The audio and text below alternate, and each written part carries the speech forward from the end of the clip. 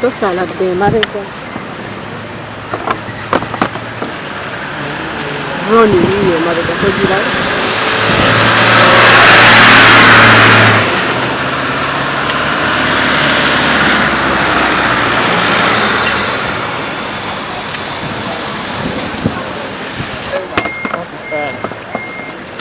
nzigale naye ate abantu be batuganye okubeerawo so ekyo kikolwa kya bumenyi bwa mandi mumbeera mbino tugezezaako okulaba nga twogera ne poliisi amene n'omulamuzi okulaba nga amukkirize omutwale mu ddwaliro omulamuzi final akkiriza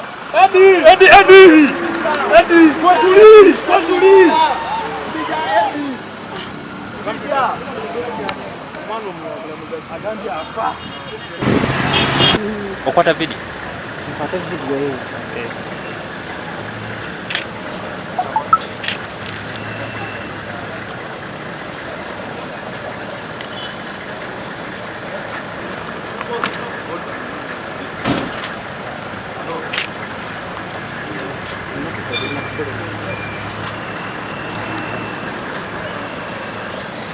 Buno bamujjayo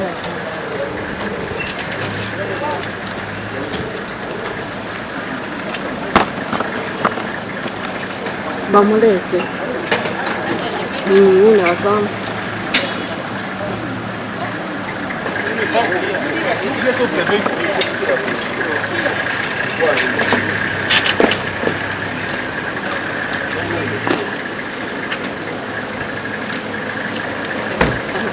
Scalate.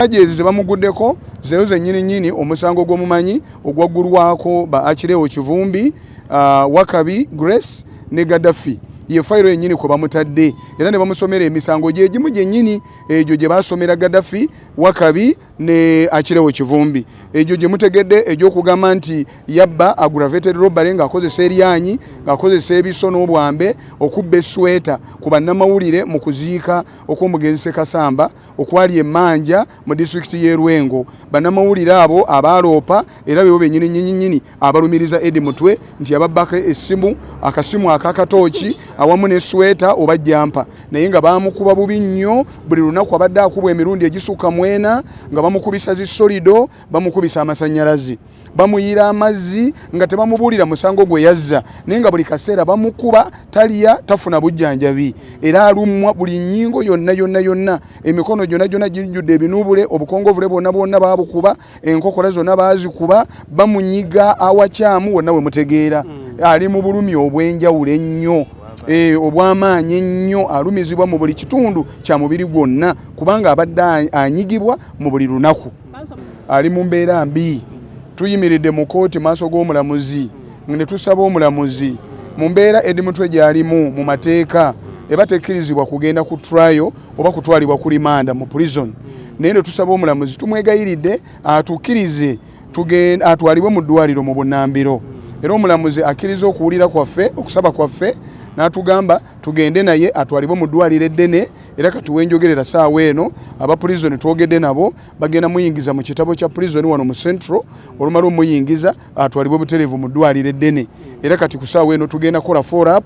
Embeera eno nga bwe mugiraba era ya bwenyamivu naye wakiri nti omuntu waffe atuusiddwa ku kooti wano wadde ebintu byonna babisizza mu ngeri yakiyita mu lujja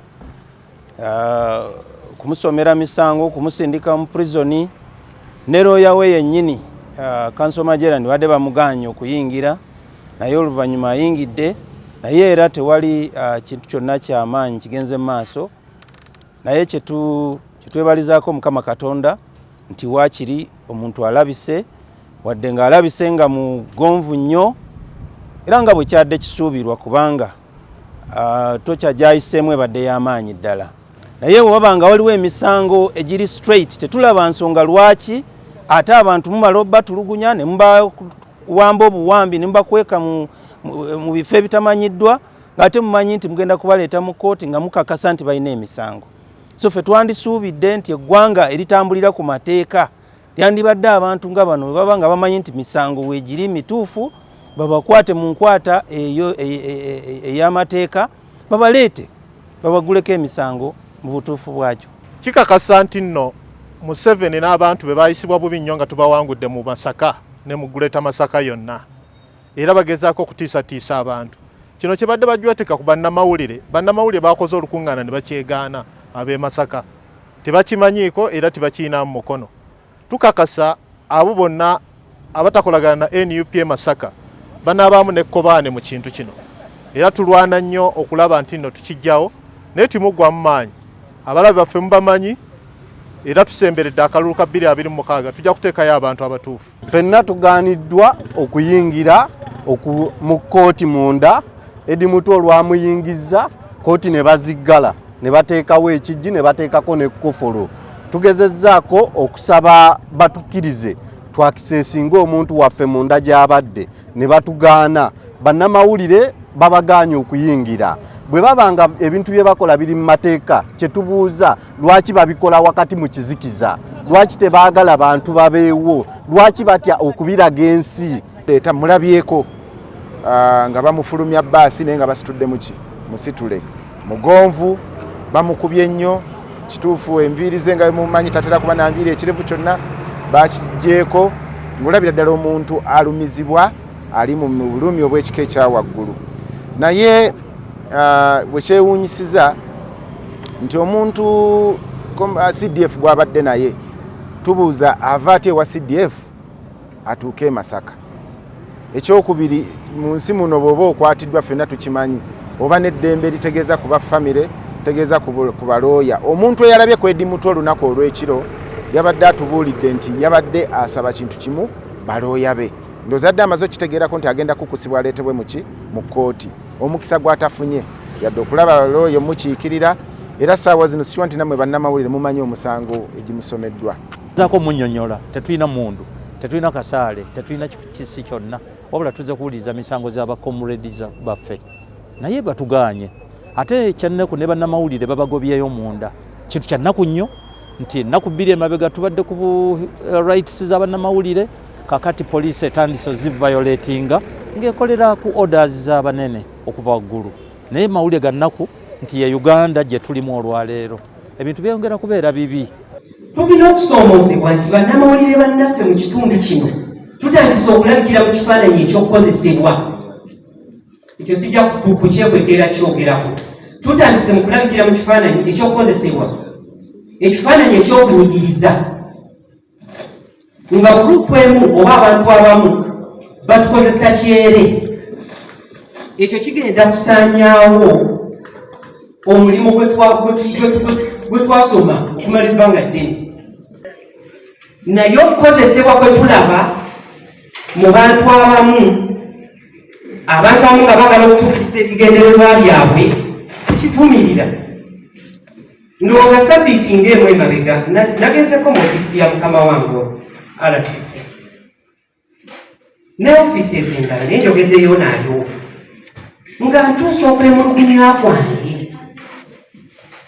Waliwo bantu abatandise okukwatibwa wano mu region nga bwe bakwatibwa ddakiika emu batugamba nti babakuttera okuba bamawulire. Nti babakutte kuba lwaki? Bamawulire. Abamawulire bagamba nti be baakuba ne bava ne bagamba nti tetubakubanga. Naye ne basigala abantu abo nga bakyali mu kkomera. Bannange njagala mbabuuze, tuba tukyali bamawulire abo abalina okulwanira eddembe ly'abamawulire? Tuba tukyalabikira mu kifaananyi ekyo? I'm not shy to say Mwanyinazi Gertrude is one of such cases zibatadde ku mmeeza. Even where she's not culpable, where even she would have been one of those aboogera amazima ku nsonga ezimu n'asalawo n'azeeka. N'olaba public ng'egezaako okuintimidatinga bannamawulire, n'ekyo nakyo tulina okukyogerako kuba tekibadde kya buli